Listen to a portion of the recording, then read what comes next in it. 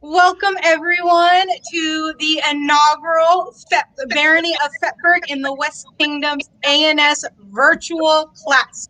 Today, we have Master Zaid, who will be teaching an introduction to Illumination. I'm going to spotlight Master Zaid so he can introduce himself.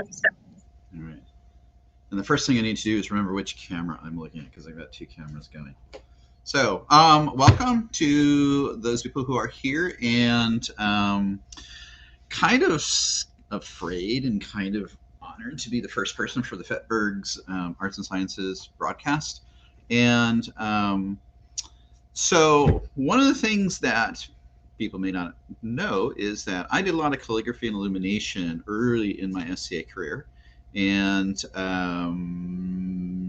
decided to kind of bring that back off the bookshelves and dust them off and try and provide some information as to what I've discovered that will help maybe people who are thinking about it or kind of maybe stuck in getting started in illumination, the illustration part of manuscripts and scrolls. So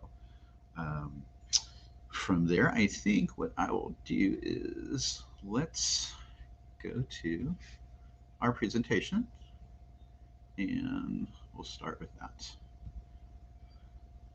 So basics of illumination.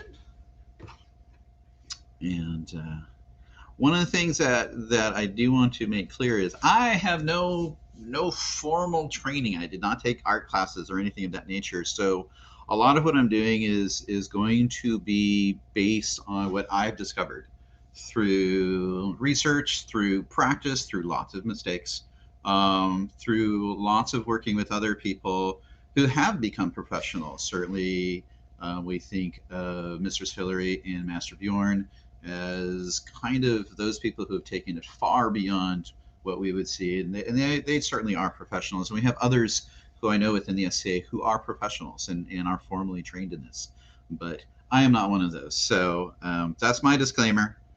But let's go ahead and see. So my background, I dabble in a lot of different arts. Current Zaid, hold on. It's for whatever reason not going live on the page. All right. So let me quickly go back to stream.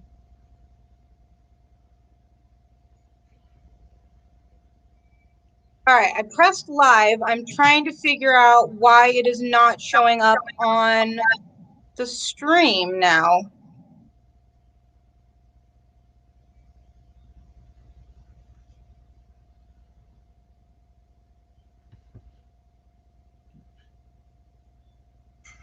What in the world? Because it shows on StreamYard it is live.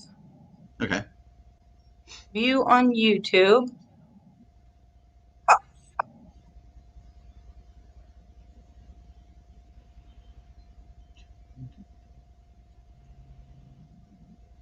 It's live streaming to a different site. Are you freaking kidding me?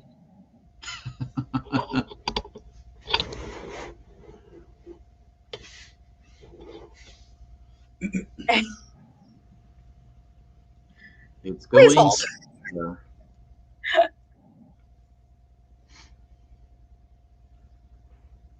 As long as it's not bouncing off the Perseverance and coming back to Houston. God, that'd be funny. That would be funny.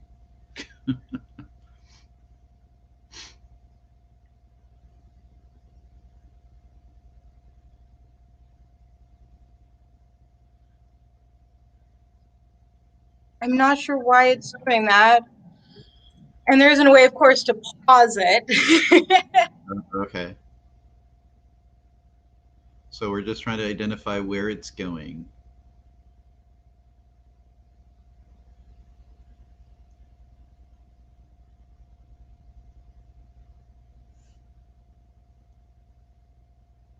Yes.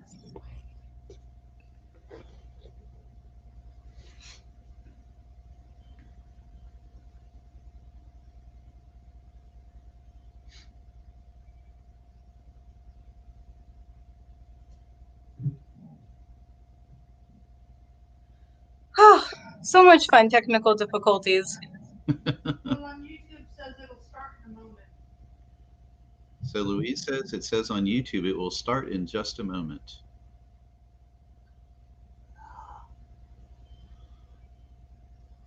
I've got 10 people waiting. Okay. Yeah, so the link that was set up to broadcast it, when I view it when I click through StreamYard to view on YouTube, it sends me to a different one. Huh. And I posted in the chat the correct one. I'm not sure why there were two different links. I'm going to try to update that for people. Right now, I've got a Japanese art thing in the Aren't you glad you're getting paid a lot for this? Oh yeah, it's never. And you were concerned that you were going to have the hiccups, and I can't even get the website correct apparently. All right, I updated it on the event. I'm going to post a message saying, "Hey, the link was wrong." What? I gotta show you the view.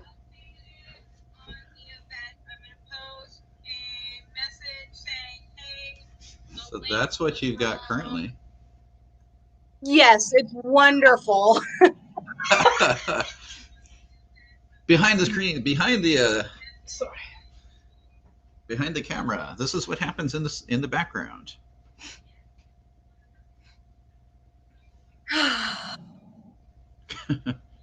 And it's on a delay. Yeah. 5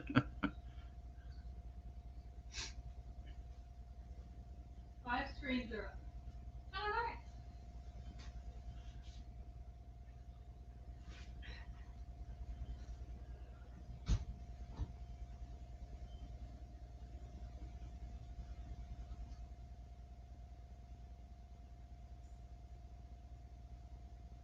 I posted the link. Okay. Did you see the link posted now? Not that I see. Actually, it's. Let me mute myself here. Hang on. The problem is I have like 3 different YouTubes open right now trying to find it. All right, there's one person that's hopped on. I posted the other link. Ay. It's never easy.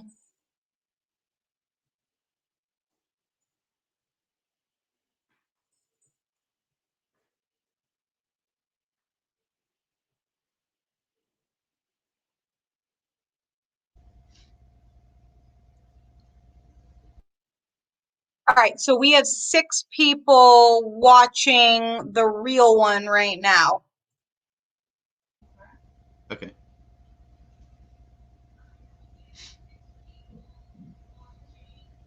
Are we So on the real? I'm gonna kick your presentation out for the moment. That's okay.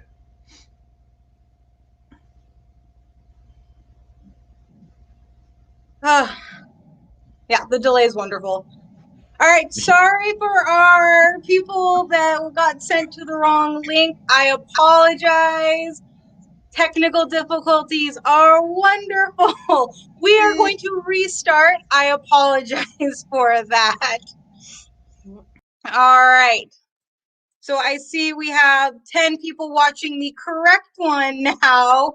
Yes, I did update the Facebook event page. Thank you. Sorry about that. It's our first one. And of course, we have to have technical difficulties. And my green screen is having so much fun right now, too. Yay! All right, let's start back at the beginning now that it looks like most people have joined the correct link.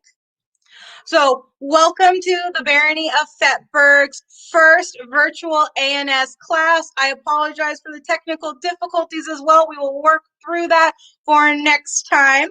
Today, we are going to be learning about the introduction to Illumination taught by Master Zaid in the West Kingdom. Let's bring him in. Master Zaid. Unlike my Zoom classrooms, I'm on and my mute is not on, where I'm talking for 5 minutes and nobody's hearing me. So, welcome. I think it's probably better that we're getting to technical difficulties out of the way now, so that we put them in our book of things to make sure we avoid next time. But welcome.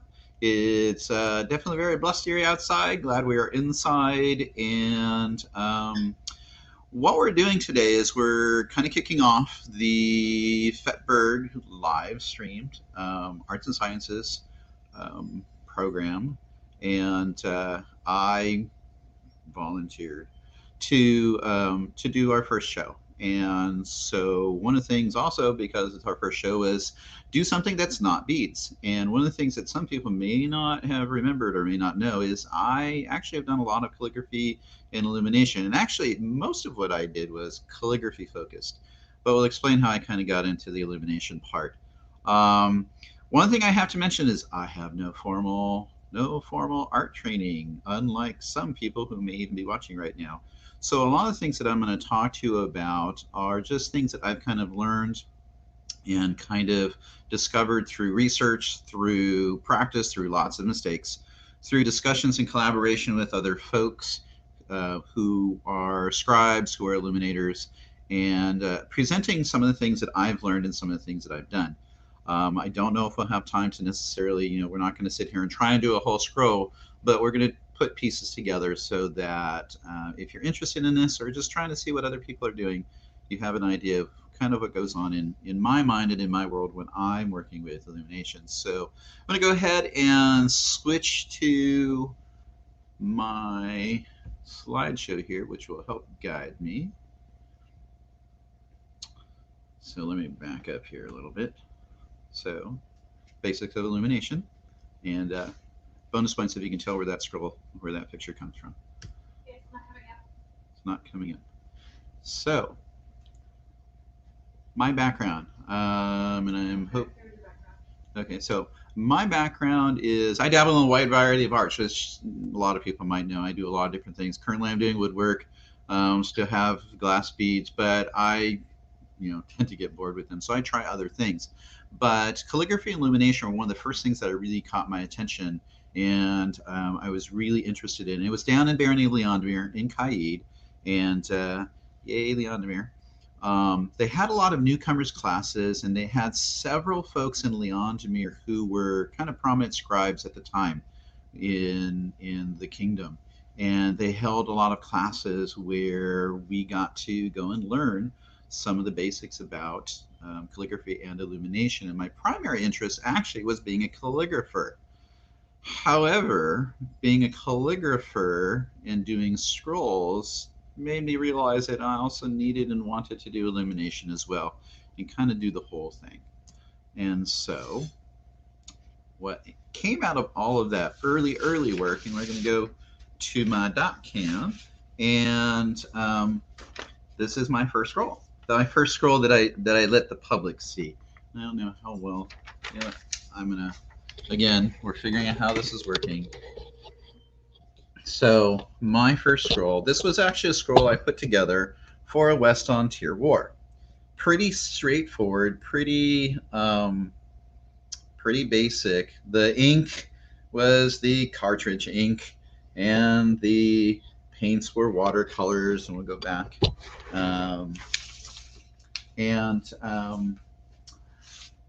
It turned out pretty well. I was pretty happy with it, and it actually won a war point, West Zaid. So Toka should yell at me if I'm not looking at the camera if it's in a weird spot. So what was nice was it was pretty simple, not heavily detailed. I tried to keep it within my skill set at the time. And the nice thing is I had control over the artwork. I could decide what I wanted to have on it. I could create it. And the only person to blame if it came out poorly was myself. And the bonus was it did work. It went very nicely, and it showed me that I could do this. And that was kind of the beginning of my movement into doing illumination. 2 years later, we moved to the West, and the nice thing about that was there was a very active scribal guild. within the kingdom. And the nice thing about having the Scribes Guild was the Scribal, I don't even remember what we called it back then, um, is that they provided a structure. We had particular text to use. We had design layouts that we had available to us. We had a little bit of leeway, but also some guidance as to what our scrolls should look like. And there was tons of opportunity to work because we're doing scrolls for all of the people who are getting awards at the principality levels, at the kingdom level, and there are hundreds of awards going out every year. It was really kind of a job at times just to try and keep up. And it also provided the ability to try new things. And for those who are interested, try and do things that would be considered period work, going into period papers, period inks, and paints, and period styles. The thing that I liked about it was once I had developed my persona, and you can see my scroll work changed with my persona changed, because I used to be Merced Maggie's Vein of Hove from southern England, and 11th century crusader, and my scrolls at that point looked like that. And when I changed to Zaid, my style changed to an Arabic Middle Eastern style.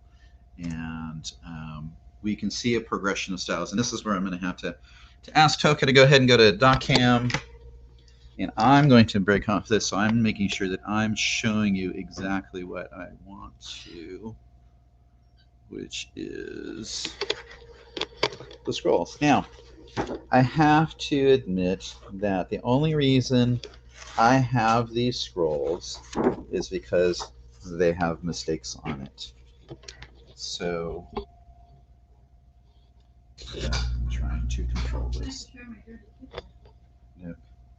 So we've got the scroll here, and again, the only reason I have is because there were mistakes. I didn't like it, and so I set it aside, and I ended up redoing it. But this was, again, one of my early scrolls. You can see the same calligraphy style, but I am expanding now my illumination. Still very basic, still very flat and straightforward, still learning a lot about it. After that, I started expanding. And I'm now doing more scrolls. Sadly for this one, this was going really, really nicely, going really, really well, until paint got spilled on it and had to redo it. But again, you're going to see a specific style. The illumination was becoming something more, especially the uncials, for the work. But still, again, pretty simple. Screw this on the ground. Then we started getting into the big leagues, started using pergamonata, if that's what I remember how to say it. And we're doing something a little more complex, doing knotwork.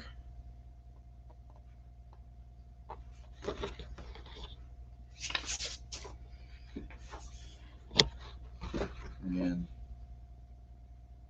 as time's moving on, trying to add more complex style.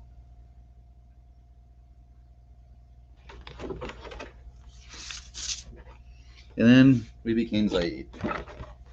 And now we have our Arabic style, which hit me very, very hard as to something I loved to do because of the gold leaf work, because of the pen work, because of all sorts of things that I could include into this.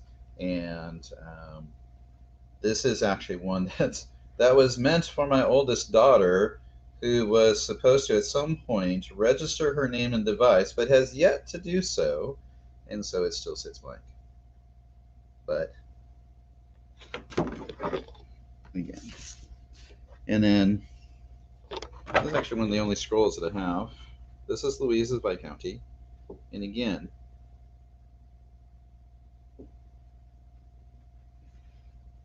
more exploration into different types of style, and having having a lot of fun with that. We'll go ahead and switch back to the presentation. Of course, I think I need to do that first.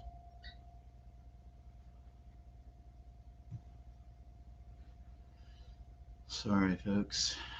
It's not like I do this stuff as a teacher every day, trying to present online. So we have the progression of styles for myself. So actual illumination. So illumination, we could do academic stuff and we can talk about, okay, where does that word come from? You know, illuminare, illuminatio, illuminate, illumination. But, you know, really, so what does it mean? Well, really, illumination, we're talking about the act of bringing color and light out. Adding, and certainly creating this piece of art that otherwise would be just a document. And that's kind of the way I think about it. Illumination provides the context for the words on a scroll. You know, otherwise it's just simply a document, some letter to somebody, and now it becomes some sort of piece of art. And that's the big thing about it. And making the two blend together, making the words blend together with the art is kind of the challenge of somebody, especially somebody who does both calligraphy and illumination. Now, for the scribes who do calligraphy, and for the calligraphers and for the illuminators working together, that's kind of a whole nother ball of wax as having that level of collaboration to make the two different ideas from two different people work together is its own challenge as well. So where do you get your ideas? Well, simply anywhere, really. And again, I will, if Toka wants to switch to the dot cam, places that you can get. You can use my poor old Mark Drogan calligraphy book. But we're talking illumination. Well, the nice thing about calligraphy books is they really do give you an idea of layouts. Even just this first, the cover gives you an idea of the layouts and how art is going to work with the words of the piece. I have used this to death, and I use it not just for the calligraphy, but I use it for how should a scroll be laid out, where should the illumination go, where should different pieces of the scroll go together. Heraldry books are fantastic. Heraldry books, because you get an idea of color use. You get an idea of what period creatures look like. What do things look like in period? How are they drawn? Very different than how we might draw them in modern period times. You know, we talk about that in actual herald. The heralds talk about things being a modern version versus a period version.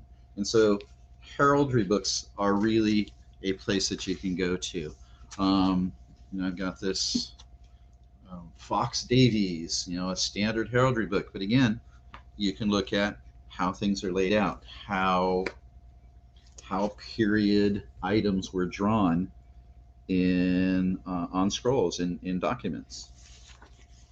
And then, of course, you have your illumination books.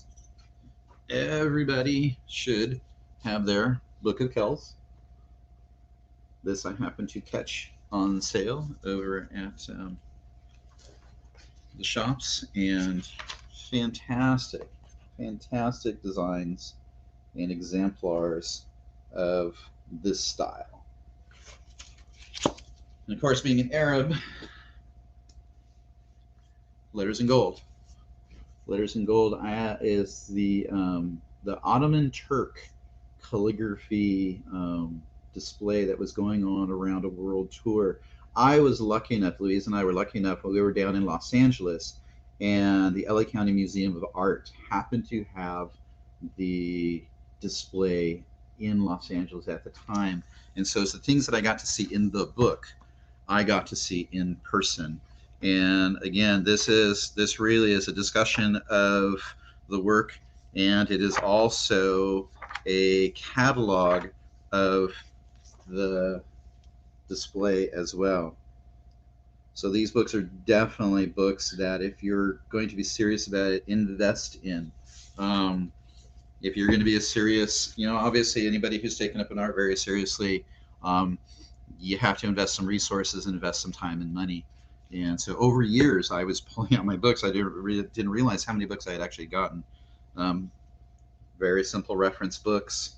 I've got books, Illuminated Borders, Islamic Design, but those aren't the only places you can get your ideas for your illumination. You can get them from artwork books. This is Treasures of the Topkapi Museum. And again, you have these examples of the artwork that can give you tons of ideas of how to approach work that you are trying to create. I've got three more. Caliphs and Kings. Lots of fabric, lots of textiles that give you ideas of geometrics, especially being if you're doing Celtic work, if you're doing Arabic, Middle Eastern work, lots of knot work, lots of geometric design in here. Also, carpets. I've got a book on carpets simply because I wanted to see how typical designs look. How did they put color together? How did they create their geometric patterns? What were the traditional typical items you might see on a scroll or in some of their work that were a period of the time? Even my Islamic coin books, again, gives you an idea of what sort of artwork would have been appropriate for the period and the styles that they had them in. And so we have these, heraldry books. We have our architecture books, great for looking at how lines were formed. And if you're looking for borders, if you're doing a border artwork, architecture is actually a good place, a good source for looking at ideas. And then the Letters in Gold book we had. All right, so let's talk about some of the items. So brushes. One of the things about brushes is this. I have found this out kind of the hard way. The price of a brush is an inverse relationship to the level of frustration you will encounter. So, and this was said by somebody, probably me, who used cheap brushes. And let me go ahead and ask Toka to switch over to the document. I'm going to come off of this just so I know what you are seeing. All right. So brushes, and everybody will have a pile of brushes. Just like lots of folks, I started with getting those brushes where you could buy 6 or 7 of them for $5 or $6. And what I found is they're great at first, but they don't last very long, like maybe one major piece or a couple of minor pieces. And so what you end up having to do is really start looking at investing in brushes that are higher quality. It doesn't mean you have to spend 15, 20 bucks on a brush, although you can, but the packs of 10 for $5 or $7 really are not going to be cost effective, and they're not going to give you the quality of work that you want to do over time. The synthetic bristles on the cheaper brushes tend to separate, and so you have stray marks that show up. You have, and even if you're trying to cut them out, they just seem to create more problems. So buying yourself some good, decent quality brushes is always going to be a good investment. Let me put this down here a little bit better. You're going to want brushes that have different shapes. So, flat brushes for filling in areas. You've got brushes for longest time, early in my calligraphy and illumination, it's like, why do I need a brush with bristles so long? And these are for drawing lines, and these are doing some of the fine detail, because when they are wet, you'll actually get a really nice fine point to them, and you can do lots of little detail work with them. I don't use the big giant brushes for my calligraphy work. They're for other things that I work on. Chisel points, lots of different types of brush that you will find have their own purposes for filling in spaces, for trying to do edges of work, and then trying to do fine lines. So these are just some 3 different types of brushes that you're going to end up having to spend time practicing with, and spend time getting used to how they work, experiment with them. Sometimes you'll find a certain thing you're trying to do with your paints that's just not working very well with a brush you thought was supposed to be appropriate, and you find a different brush actually does it better, using it in a way that's not typical perhaps. So spend some time using pretty good quality brushes. But even your good brushes, they're going to get some wear and tear, and you're going to have to replace them. They are consumables, along with your paints, along with your paper. They're just not going to last forever. So that's just kind of the reality of doing the painting. Can we go ahead and have Toka switch back for a moment? And actually, Master Zaid, we had a question in the comments. Ali was wondering who was the author of the carpet. Let me look that up real quick. Hang on. Not like Ali's working on carpets or anything. This is Volkmar Gottshorn. Here, I'll push this up to you. He can come and borrow it next time. Let me see. I think this is actually we got for Louise, so you may have to work with her about borrowing it. So, but we can talk about this one.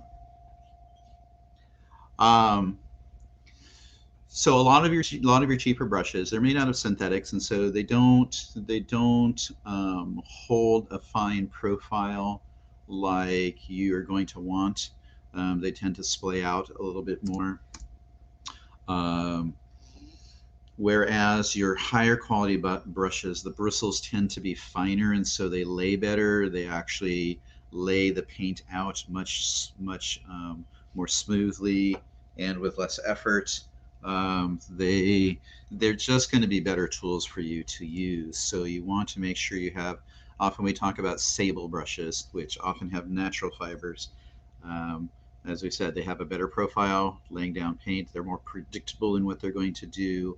And so again, trying to find brushes, go ahead, even if you're beginning to spend a little bit extra. Again, it doesn't have to be exorbitant. You don't have to buy those $15, $20 brushes, but you may be spending $4 or $5 on a brush, $6 on a brush. That's just going to last longer, and it's going to give you better results as well. My apologies, Master Zaid. We had another question in the comment about brushes. Okay. What is your favorite brand of paintbrush? My favorite brand of paintbrush, the brands that I typically get are, and it may be just simply because it's where I go, is I have these ones that are called Fine Touch. The Fine Touch shader, so this one in particular, oops, right here, wrong camera. These are the brushes that I get. I like them because I have found the bristles are much finer. They're a good medium cost brush. So I could get one of these for, I'm probably spending on this brush in particular, probably about $4 or $5 at least when I was buying them. I don't know what they might be now. As opposed to going up to the next step where I might be spending $10, $12 on a brush. And so these are the ones that I often get. And then I also have this Royal Sable Tech, which again, we're talking about very, very similar brushes as far as the material used for the bristles and just the fineness of those brushes. So those are the ones that I normally get. I actually, as far as where I used to get them, my brushes later on I would get from Hobby Lobby because they had a reasonable supply, a reasonable choice. Aaron Brothers, although our Aaron Brothers are I think are no more. So it's kind of, I think Hobby Lobby has been my choice, although Hobby Lobby is not always my choice for lots of things. So, all right.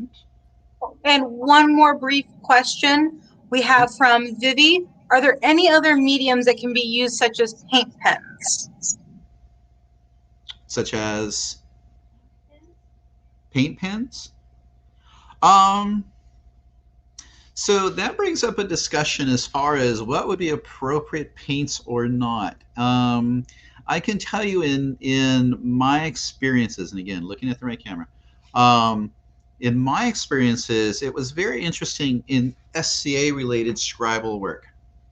When I first started down in Caid, we had artists who were starting out. I was starting out. We had another friend of ours who was starting to do scroll work, doing illumination, doing calligraphy as well. And he was doing fantastic work. I was doing work that I thought was okay. And I found that my scrolls were like, oh, okay, these look pretty good. And then his scrolls were being poo-pooed on. And the big reason was he was using oil-based paints. And it was a no-no, according to the person in charge of the scrolls at that point. Nowadays, I don't know, because I haven't been part of that conversation. I don't know as far as scrolls that would be awarded out, whether there is a hard line of what is acceptable or not as far as materials go. We know what we would like to see, and that's often what's pushed. So, talking about gouache paints, talking about pergamonata as far as the paper that we're using. Those are things that are often pushed to us. But certainly if we're doing something for fun, if we're doing something at a local level, we might have a little more leeway as to what we're using to create those scrolls. Because the one thing we also have to understand as far as scrolls go is that we're creating something that's going to memorialize, be a memory for the person receiving it. And so if I'm comfortable with a certain medium, a certain style of painting and a certain style of paint, and I can still come up with something appropriate, as far as I would say, I would think that's still okay. Now, others may have different opinions, and if they have the power to push their opinion in front, then that sometimes happens. But like I said, my first scroll, I was using a cartridge pen. I was using watercolor paints. I think even at one point, I think one of those colors was using the little elementary school watercolor container to do some painting. So I mean, you can use stuff and create things that look like what you want them to look like. Are any of them any better than others? That's really just a matter of opinion, I think. So I don't know if that's directly answering your question or not, but like I said, my opinion is there are so many mediums that are able to be used and used well and provide and create a quality item. We know if we are creating things using a variety of different stuff, that they were doing the same thing in what we say is period as well. So I would hate for somebody, for me to say you must use this and cause somebody to go, well, then I guess I'm not going to do it. My thought would be, here are different ways of doing it. This style that you're comfortable in looks great, looks good. Here are some other styles to explore in, and let you decide where you want to go with it. That would be my thought.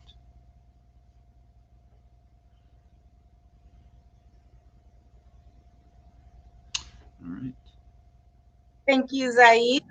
No problem. So paints, talking about paints. So the two primary paints that we do use for illumination are watercolor and gouache. Now, certainly as a new person to painting back then, 30-something years ago, I had no idea which one was which. I didn't know watercolor was any different than gouache. I thought gouache was just simply a more expensive form of watercolor, and that's that. But there are some differences. And I have scrolls where I have watercolor for some of it, and I have gouache for other. I go through my paints, and I go, oh, here's all of my paints, and I pick up a tube, and I go, oh, look, I have gouache, and then I pick up a tube, and I go, oh, look, I have watercolors, and they're sitting right next to each other. So there have probably also been times early in my work where I just grabbed paints because I wanted the color that seemed to be the color, and I just needed work. But there are some differences in watercolor and gouache, and while they do have some similarities, they both are using crushed pigments, they're both using a binder, they're both a suspension, they're both used in similar ways, wet being the paint on dry paper or wet on wet paper. they both are used very, very similarly, which is sometimes I think what creates the confusion. But there are some differences, and some of the differences we want to pay attention to are the transparency versus opaqueness. Watercolor is much more transparent, and part of that's because of the pigments and the way they're ground in the paint. They're much finer. They will um, allow other colors underneath because they're not so dense. You get, I think, better blending, certainly with the wet on wet style. Um, and it's depending on what you're. If I'm doing work and trying to do clouds, I might go to watercolors and use those for clouds and blending in a skyline. Whereas if I'm doing something that's going to be a much harder surface and more earthy material, I might just go to a gouache. So I might, in the same scroll, still switch between the two paints. Um, whether a professional artist might do that, again, that's going to be personal choice and personal experience. But gouache, difference with gouache is the pigments are ground down a little more coarsely, and so it also affects the finish. Because it's coarser, it doesn't give you a flatter surface that reflects light and gives you a brighter return on the color. Its coarser surface makes the light reflect in different directions. And so I keep looking at my screen, sorry. Um, it reflects the light in different directions, and so we don't get that color coming back to us. When I do glass work, this is why we talk about fire polishing, so that we can take those uneven surfaces, flatten them down so that the light is coming back to us more effectively. It's similar with the paints. And so something to take into consideration is if you're doing something that's going to be perhaps more earthy, need to be a more matted, flatter surface. Gouache is what's gonna do that. Also, if you're trying to put layers of colors over each other and you do not want colors to show up, maybe you have a little bit of an overlap. Gouache is going to be more effective in covering up the colors layered underneath, whereas watercolors you can, but it's going to take a little more effort in getting those paints, also dependent upon color. So another thing to just be aware of when you're doing your illumination is, what is your paint going to do? And one of the things I'll go ahead and do right now is just go ahead and do a little bit of an example of that. And one thing I forgot was to get water. Donna, can you do me a favor, Louise? I'm going to get some water, and we'll do a little bit. I've got some paper here that we can do a little bit of painting on. So let me grab the paper. So I'm using a watercolor paper. This is like a 96 pound paper. It has a smooth side. It has a rougher side. And I'm trying to figure out where I put my pencil. Oh, there it is, right over there where I left it.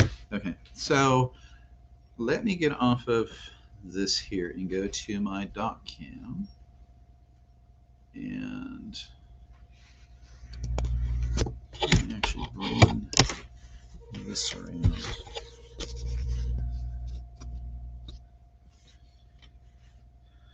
So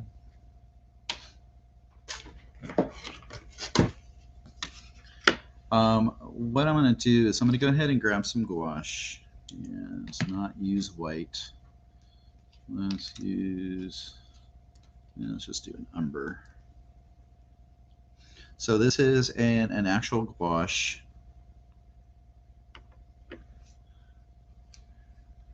Yay, people turning stuff in and showing up on my screen. And then let me grab some watercolor. Find my watercolors. And take that same burnt umber.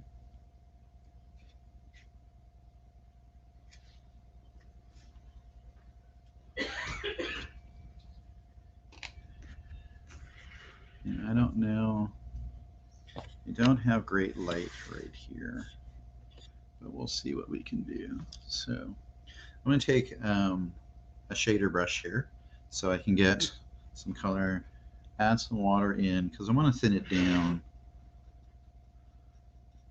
because it's always going to be easier to add layers of color than try and take it away. So you're going to want to make sure that you're just not putting the paint down and then not thinning it out, and then you decide that you don't want it quite so dark. And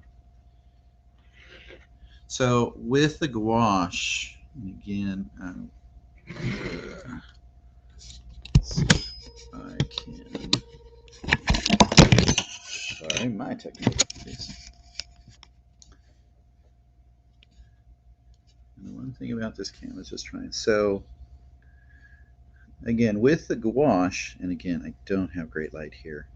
Although I will have some transparency, it's pretty easy to cover it and make it pretty solid. Where if I am using the watercolor,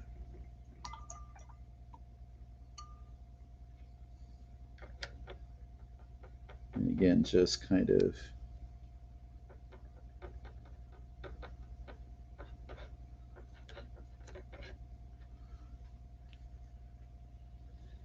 you can see that transparency here.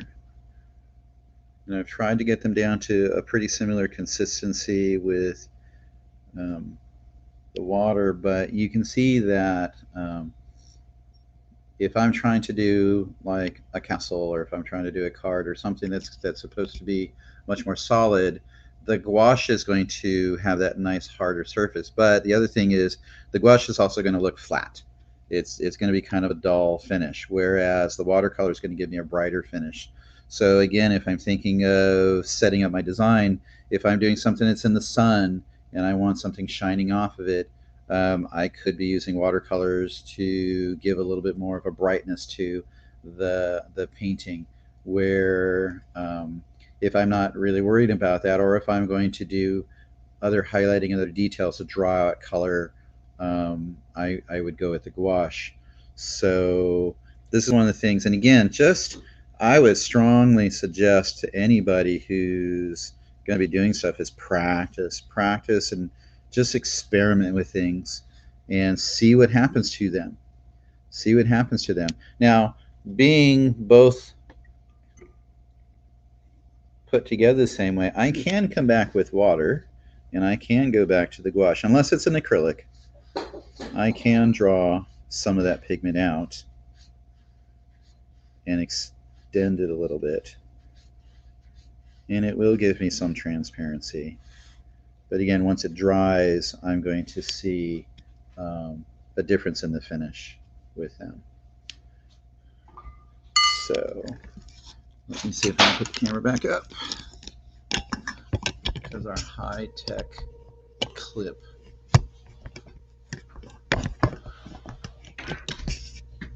is not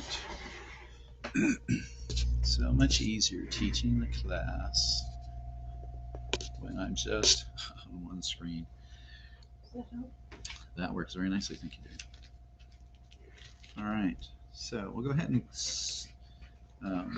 switch back to presentation. And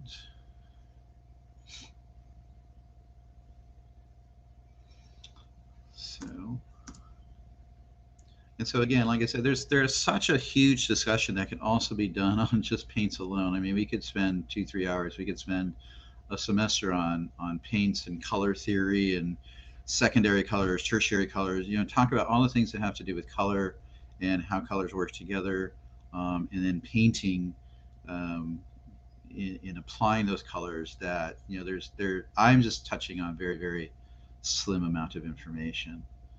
So very, very quick on just the paints. And paints too, one of the things about gouache is one of the reasons I used watercolors at first was when I looked at gouache, and I typically use the Winsor & Newton, which is a pretty common brand that you will find. I looked at the cost. I'm trying to find one here with the cost. So I've got like this burnt sienna, this one too being over $5.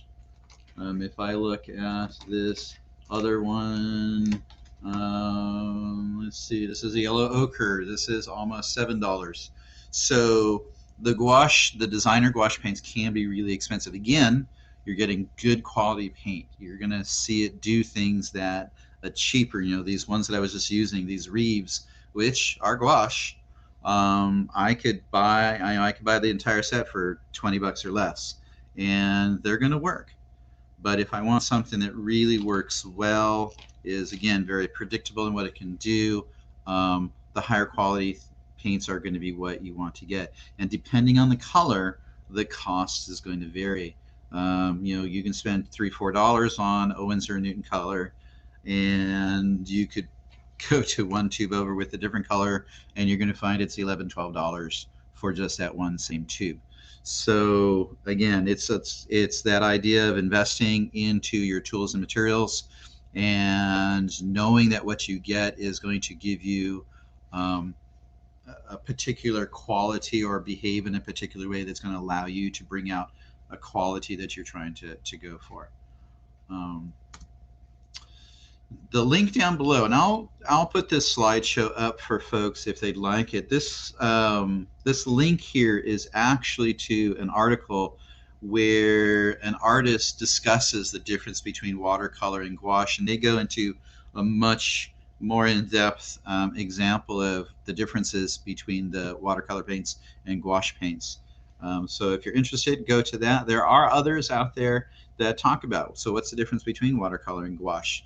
Again, when I first started, I had no idea there was a difference. I thought gouache was just a more expensive watercolor, but it's not. It's definitely is its own thing. And you hear that talk about, well, what's more period? Well, we hear early that gouache is more period, but is that necessarily true? We certainly see examples of other styles. Again, going back to the question of different types of paints. Are they appropriate? Are they period?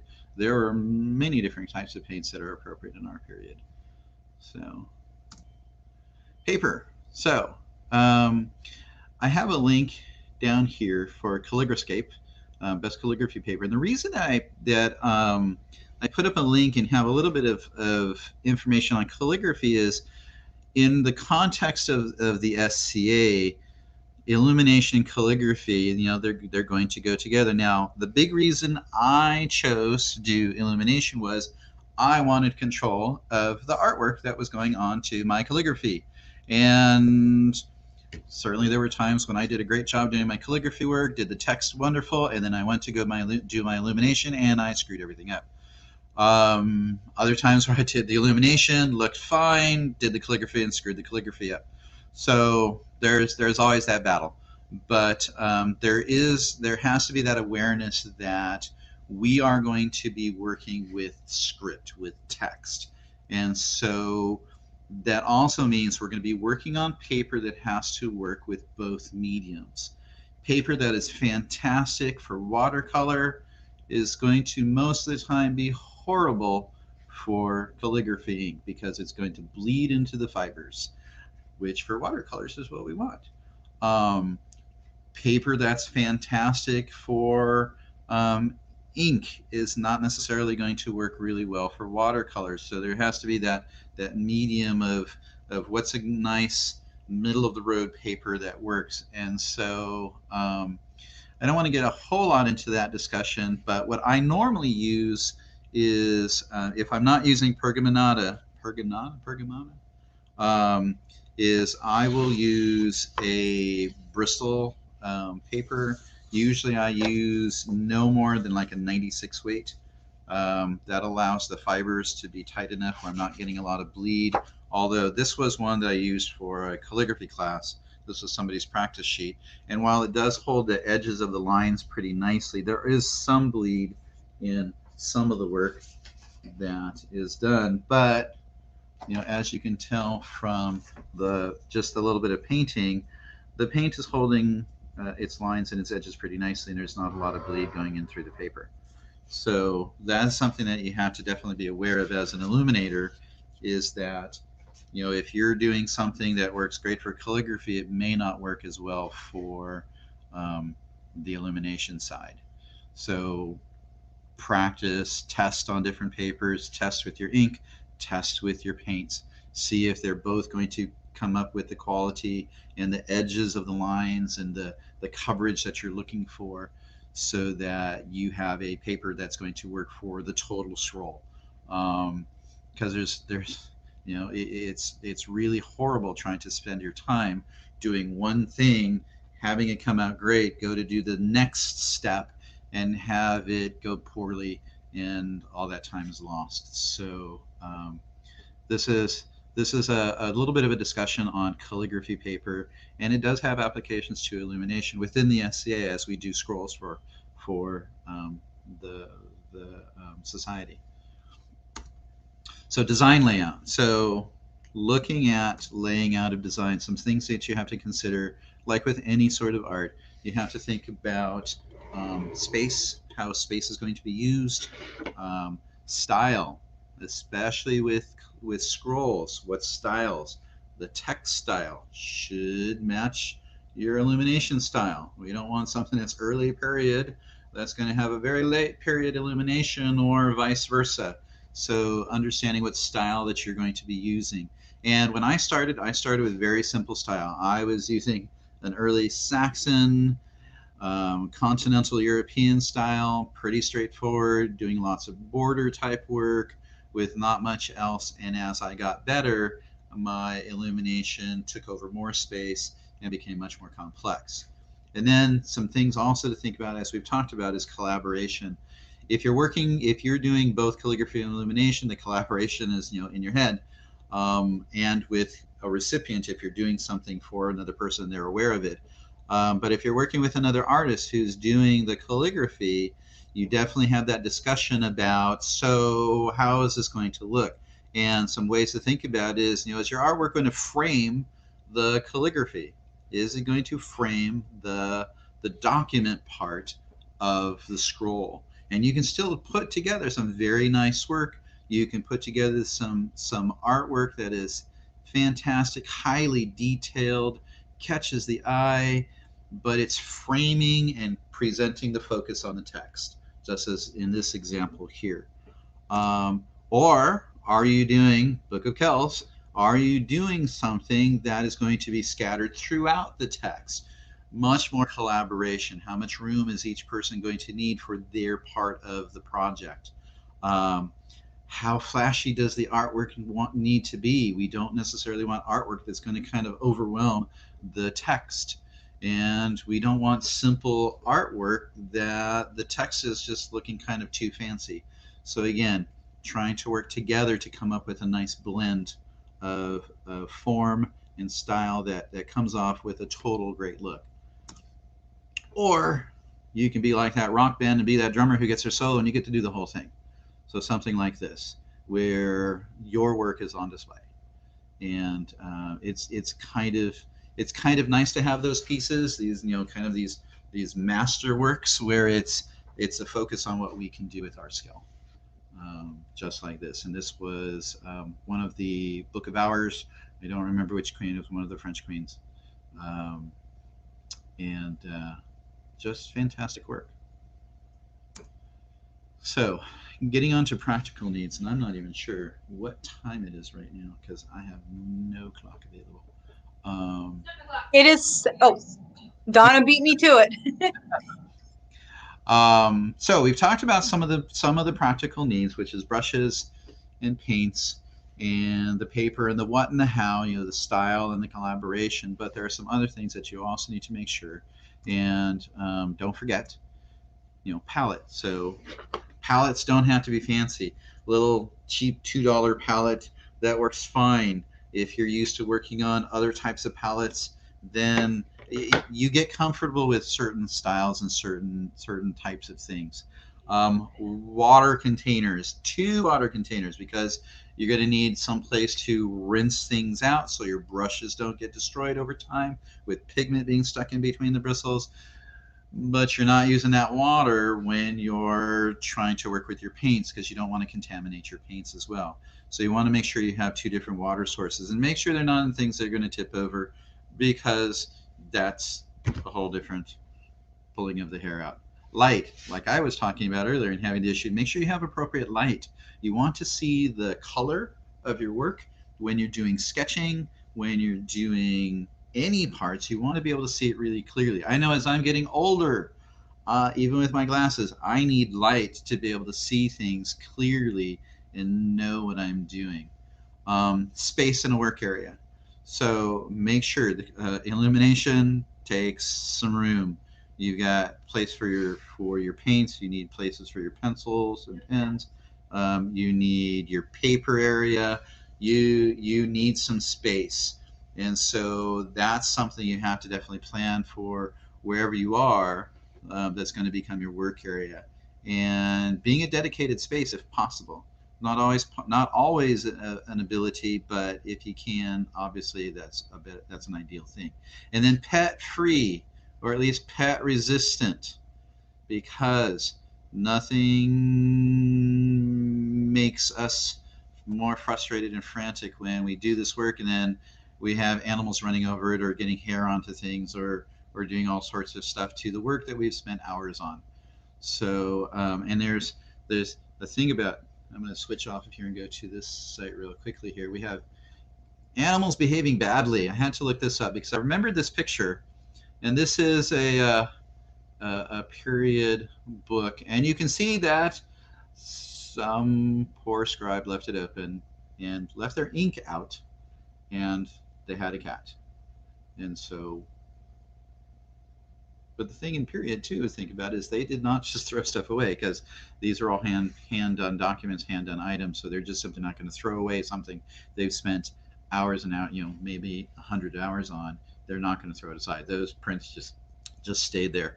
And the other one that I found along with this one that was really kind of funny was this one here, where we have this lovely calligraphy going on in this book, and then it stops, and then we have these fingers pointing, and we have this picture of an animal, and the description down below, and you can see kind of this discolored area, and a Deventer scribe writing in around 1420 found his manuscript ruined by a urine stain left there by a cat the night before.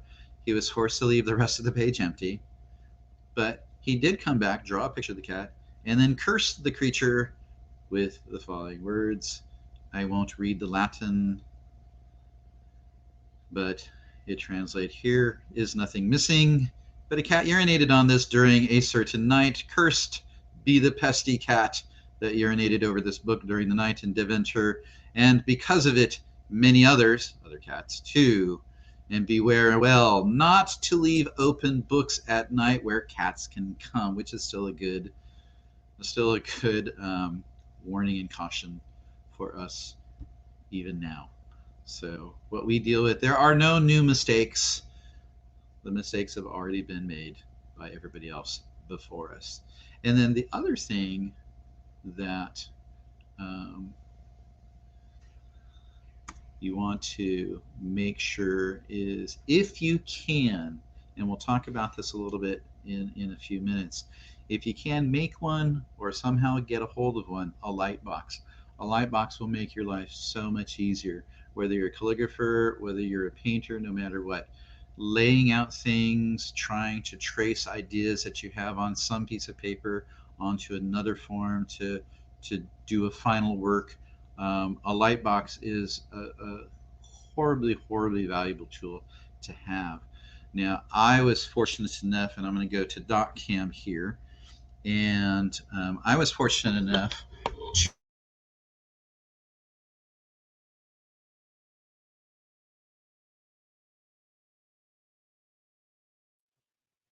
I believe we might have lost Zaid. Let me check in with him. It shows that he is no longer connected. Let me check.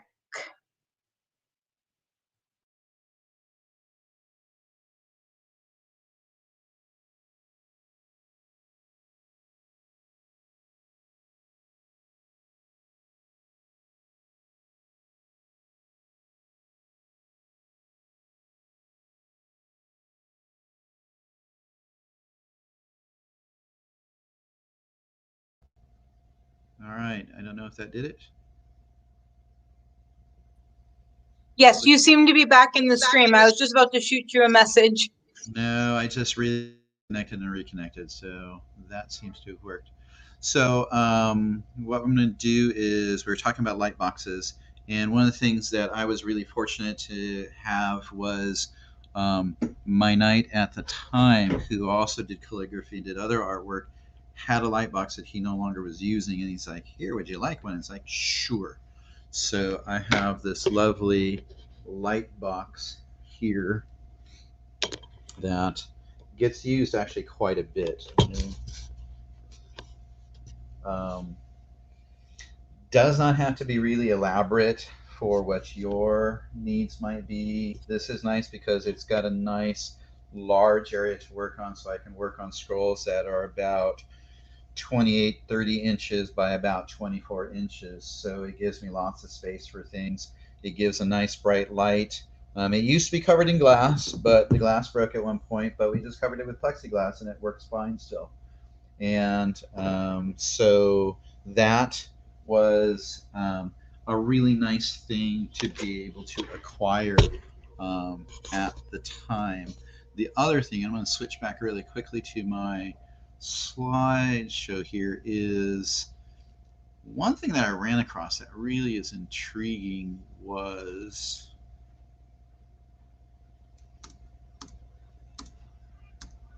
our technology and light boxes here. I don't know if you can see it really, really well, but this light box here plugs into your laptop, plugs into a computer through USB, which powers it up, and it becomes a light box.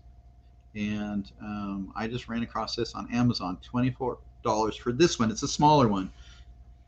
You can see different sizes for different prices, but this is another option, another opportunity, and also is not nearly as big as the light box that I have. This is something that can easily take up much less space and be available to you, so that if you are going to a workshop, if you're going to if you're going to be working away from the home and you have your laptop and your calligraphy and illumination set, you can plop down, plug it in, and you've got a light box right there. So it's really kind of nice how technology has allowed us to have access to things that either were much bulkier at the time, or just were much more expensive for us to get, and those became restrictions for us. So a couple of things to touch on for that. So that's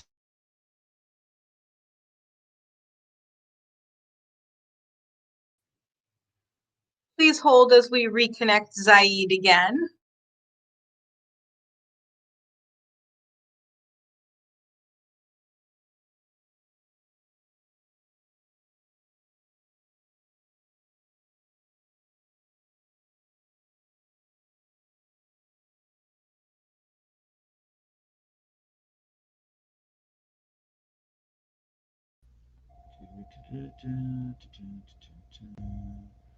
You're back, Master Zaid.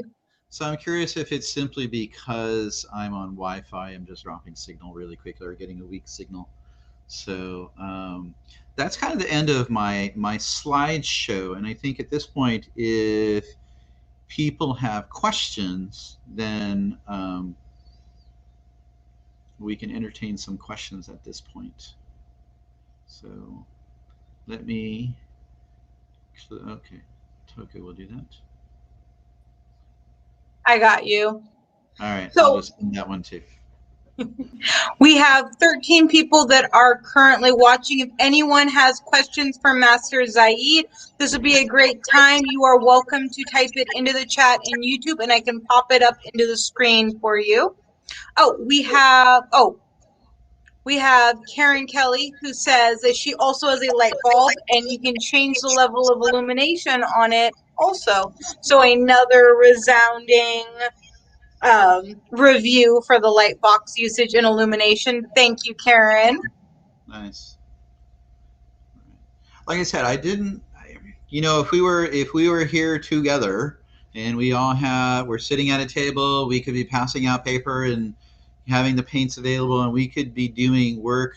Typically, what we would do at this point is working on an unctual. An unctual is simply our lead letters, or our unctual or versal. See, it's been a while. Are letters that typically start off the text, and are also good practices because they allow us to do a variety of different work too.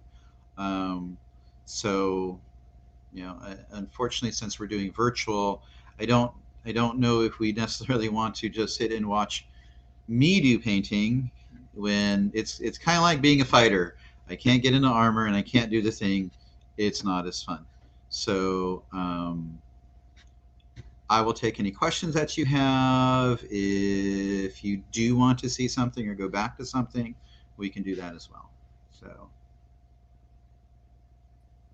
We did have a previous comment about when you were showing the different illuminations and calligraphy about if it was acrylic. I tried to clarify what exactly this viewer meant by is it acrylic? I didn't get a response. Did you use any acrylic mediums or recommend it in illumination? so for my illumination, again, my experience, I did not use acrylic paints for any of my scrolls. There are gouaches that have acrylic, the acrylic gouaches. And the thing about the acrylics is it does make that paint much more permanent. So again, what it means is that when you're looking at paints to use, be aware of what you're getting. And unlike me early on in my learning about illumination, they're not all the same, and they do have some different applications, and they do have different kind of ending points. So acrylic gouache, you're doing permanent painting, whereas I can come back and do some blending work on a standard watercolor or a standard gouache. Even after it dries, I can come back and basically just add the water, put it back in suspension, and continue working with it. Whereas the acrylics, they don't do that so well, or at all. So, but as far as using pure acrylic paints or like toll paints, no, I don't. I haven't used that, and I've not really heard of too many other people who've used that for scroll work. There's the access to the gouache and watercolors makes those paints not really necessary. And for watercolors, certainly the price points on watercolors are, for at least your common watercolors and the sets that you can buy, are going to be pretty equivalent to some of the toll paints that you can buy. So hopefully Thank you. We have 2 more questions in the chat. I'm going to pop up our next one. What do you suggest if you like to paint, but you are not good at sketching or drawing? So we go to the light box. So if you have access again to a light box, you can do it. And if you can't really get a light box, one thing that we have done, and my wife, Louise reminded me, we've had a couple of times where we've taken a Pyrex plate, put a Christmas light or some sort of light underneath it, turn the Pyrex over the top of it, and you have a little makeshift light box. And you have a little 8x8, 10x10 space. So you can actually create light boxes. You can put a little flashlight or an LED light underneath the Pyrex container, clear Pyrex container, and create yourself a light box and trace things out. There's nothing wrong with tracing. Nothing wrong with tracing. Another thing that you can do too is if, I'm going to take the camera really quick to the light box again, is that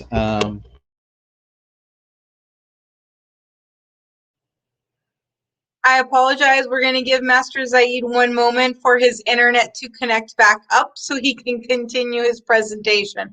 I apologize. 1 moment. Please hold. Technical difficulties.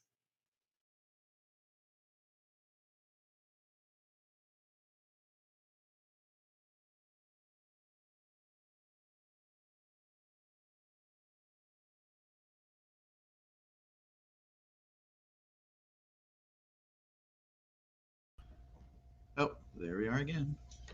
All right. I'll come to you. No, don't worry. Okay. I'm curious. I'm curious if it's because every time I've moved that camera, it has lost signal. So I'm kind of curious about that. So anyway, talking about if you're really not great at freehanding things, you don't trust your ability to sketch or just perspective, things of that nature. Even without a light box, you can take your paper, print up a grid of some sort, or get some graph paper and put it underneath, and you can at least have a way of transferring ideas onto your paper. Now, if you actually have the thing that you want to paint, so I'm going to destroy the paper here for a moment. If I have the thing that I want to paint, and I just have it on a piece of paper, oops, wrong camera, have it on a piece of paper, but I want it on this other piece of paper, I can just put the paper over the top, and more often than not, I can get enough of an image to do my tracing. So you can trace your design, trace your ideas out, and then come back and do the painting, and not have to worry about having to be able to draw something, but focus on the painting that you like to do instead. So those are a couple of ideas within the SCA. I've even got them over here. Hang on just a moment. In the SCA, because we had so many scrolls going out at certain periods of time. Let's see if I can find them. Or if you are one of those people who's like, I really want to try and do this stuff, but I really don't know about my ability, and this draws out lots of discussion. Preprints. So some people go boo, some people go cool. These were things that were used quite often in varying kingdoms, where people who wanted to be a part of the process of creating a scroll, but were either just kind of budding artists or artists that didn't trust themselves, or they wanted to do a little bit of calligraphy and not try and be responsible for the whole thing. They could take a pre-printed scroll and they could fill in what they could. So again, that brings up a heated discussion sometimes, but that has been an option before for us in the SCA. And for our next question, we did have a clarification on the acrylic question. It was about the Winsor Newton piece. Okay. Oh, what is the Winsor Newton? The Winsor Newton is a pure gouache. It is not acrylic. It is standard. This is a little bit higher quality gouache, but yeah, it's not an acrylic gouache. It is actually what a lot of folks do use for something that's a little nicer quality paint. I actually was trying to see if I had any. Oh, I do. I do have some acrylic gouache. So this Reeves, which I have a couple of sets, is, and you can't, there you go, is an acrylic color. So if, well, not wrong, just unaware. So yeah. So I should probably pay attention if I'm going to do this. So which paint I'm picking up. All right. And we had another question. Do you have recommendations on how to protect scrolls when you pass them on? What do you put in them that won't damage the work? Yeah, good question. I have used just kind of paper folded over. I have a portfolio, a big portfolio that I can put work into, but even then I will put paper on top of them and behind them, just to make sure that I'm not getting any smear. The big thing that you want to make sure, though, is making sure that your work is completely dry and completely not have any moisture added into it, because I've had that Yosef one, that one of the first ones that I did, was really happy with the illumination, great, happy with the calligraphy, and I put it in between two papers to protect it, and I apparently had some moisture just kind of seep through one of the papers onto the scroll, and then in the moving around, it tracked some of the paint around. And that's one of the disadvantages of using a watercolor style or something suspended is if water does get on it, it is going to reactivate that paint and you're going to have transfer. So you can just use, we've got pieces of stock paper. I've got some here. Yeah, we've got this stock paper that, wrong camera, can be used to protect scrolls. Make yourself a little envelope to put inside. And I'm reading it should be returned back to Danae at some point. You can use plastic sheeting. I've seen people create envelopes with a lightweight plastic sheet to put their scrolls inside to protect them from weather and moisture. Those are all possibilities. Don't use newspaper because you've got that ink that can transfer over and kind of smudge as well onto it. So most of the time what we use is we're just using large pieces of paper and we're just creating envelopes with it and putting our scrolls inside of it. At that point, the only worry that we have is just making sure we don't fold it, make sure we're not sitting on it, especially when seals are put on. We don't want people to damage the seals or have ourselves accidentally damage and break a seal, and then we have to find an opportunity to get that seal replaced. Let me put the camera back here so I'm not always looking at a different spot. If anyone else has questions, please enter them in the chat. We are happy to answer any questions right now. We are available. Master Zaid is very happy to answer any questions right now that we may have. Thank you for everyone who has entered questions into the chat so far. And again, like I said, I'm coming from a point where I am not a formal artist. I don't have formal training in this. This is self-taught. Which means I probably made a lot more mistakes than I probably needed to. But these are all part of learning how things work and being able to go through that learning process and figuring out how things go together. I'm talking about calligraphy. Honest, I have not done a lot of illumination in that in probably a few years because my interest in my brain says, oh, look at that thing over there. Ooh, look at that thing over there. Eventually I'll come back to this because I did spend quite a few years doing this work and really did enjoy it. And I'm that one Arabic scroll that is blank in the middle. I'm waiting to finish it and use it. I just kind of stopped because my daughter decided she was going to find a boyfriend and go to college, and the SCA was not quite a big thing then. So we'll see what happens. Or I'll just find somebody else who likes Persian work and Arabic work, and it could be theirs. And it'll get me back into that work as well. So we did have another question in the chat. How does one have a seal replaced? So depending on what the seal was for, you're going to go to one of the heralds, whether it is going to be the Sable Swan Herald, or it is going to be and I can't remember the name of the Kingdom level Herald, but the heralds are in charge of the seals, and so they are the ones who sign off. Basically, what happens when you go through the process, when a scroll goes through the process of being created, and the text is done, the illumination, whatever the illumination and text is, it then goes to the royals, it goes to the heralds, they review it. The herald really is the one who reviews it to make sure the text is correct, make sure the names are put on there correct, because they don't want to award somebody a scroll with their name wrong. So they check it through, and then once it looks like it's been completed, the royals will sign it, and then the heralds usually will go through the process of sealing it.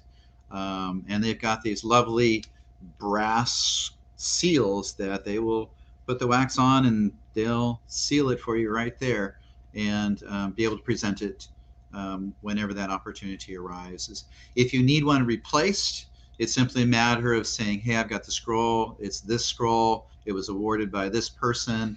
The scroll is fine. It's still in good shape. I just need the seals because we have a couple scrolls too that over time, Louise's, I think that's her rose leaf. Um, I'm seeing little tiny scraps of seal still attached to it.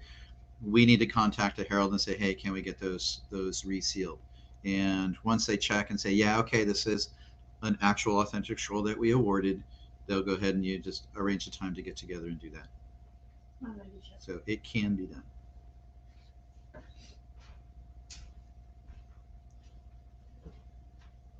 Unless you're So getting into we have a woman in the chat that has mentioned that Artemisia doesn't use seals. And yay for Inner Kingdom archaeology. yeah, Now I'm very curious. I wonder what Artemisia uses instead of seals now. well, I know from what I've seen, I'm not sure about Artemisia. What I've seen is I know that some kingdoms, what they do is they have the band, like the garter, with a seal or some sort of attachment as well, and we see those in a lot of the scrolls in England. And that was the style of sealing the scroll, which I think is actually kind of cool. I would love to do that as well. Other things I know that I've seen scrolls that are etched into stone. I know that I believe it's Sir Keon out of Artemisia who did a scroll and he did etching and stonework. Those a wax seal on a big chunk of stone seems kind of odd.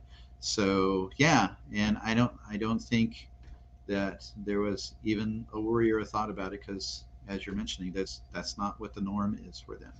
So yeah, kind of interesting to see that. So, All right. Do we have any more questions? I don't see any more in the chat so far. Please, while Master Zaid is here. Oh, we have clarification on Artemisia's seals, that we don't go through the whole process you're talking about. We turn the scroll over to the scribal coordinator and their majesties or excellencies in the scroll and it's given out. So that is very interesting, comparing it to our West Kingdom traditions, how Artemisia does their scrolls. Right, and it makes sense if they're not having that step of having to worry about seals or anything. Your herald, your scribal coordinator, who's has, I would assume, has the ability to just kind of check, make sure the text is appropriate, make sure the names are correct, the dates are correct, and if everything looks good, Majesty's sign and it's ready to go then and there, which is kind of nice too, because then you have a quicker turnaround as well, I would think. So that does make some sense to it. It'd be interesting to learn the history as to were scrolls ever sealed in Artemisia, or was that just from the beginning, just their custom and their process?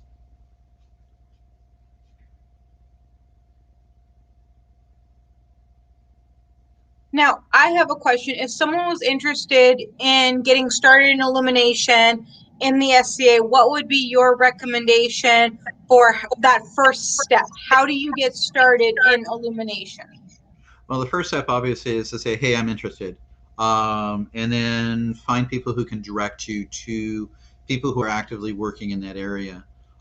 So I know that we just have started seeing Saturday Night with the Scribes, which has a virtual meeting of people working with calligraphy. As I'm assuming working with Illumination. I haven't actually gone to one myself. I know that is going on, so that would be a place to go to. We know we have other folks like within Fettburg. We have Mistress Danae Fitzrobbins, who Mistress Danae, who her laurel was in calligraphy, and so we have people who are available locally, and most areas have people locally who can not necessarily take on a mentorship, but at least help you move into the right direction and provide you resources to be able to further yourself into learning calligraphy, learning illumination, learning whatever it is that you're doing. I know with Rivenoak, we've got Mistress Hillary and Master Bjorn. Trying to think off the top of my head, folks in Sacramento, but I know there are people all over the place. Silver Desert, out in the mist, you will have people, and it's just a matter of speaking up. Um, could be in a council meeting, virtual or otherwise. Could be posting it in the Sonogwin Facebook group or the West Facebook group, and just saying, "Hey, I'm interested. Is there any way that people can help me?" So there are definitely folks out there who are more than willing to help, who are probably going crazy because they can't sit and work with people right now, and even virtual would be better than nothing. And so they're looking for people who are showing interest. So yeah, so just speak up. We have lots of venues nowadays for getting their voices out. Thank you, Master Zaid. I don't see any more comments in the chat, so I am presuming we are going to wrap up our session. Thank you so much for coming out tonight and introducing us to Illumination. We had great comments. We had a great presentation. Thank you so much, Master Zaid. You are welcome. And Thank for you. Your turn. oh, and for anyone else who is interested, you can join us on March 24th for our baronial game night. Game to be announced soon. Otherwise, I hope you guys have a great night, and we will see you next month for our next ANS presentation. Thank you so much for coming out for our first ANS class, and thank you so much, Master Zaid, for being our first teacher. Have a great night, everyone else. Good night, Bye. everybody. Have a good night.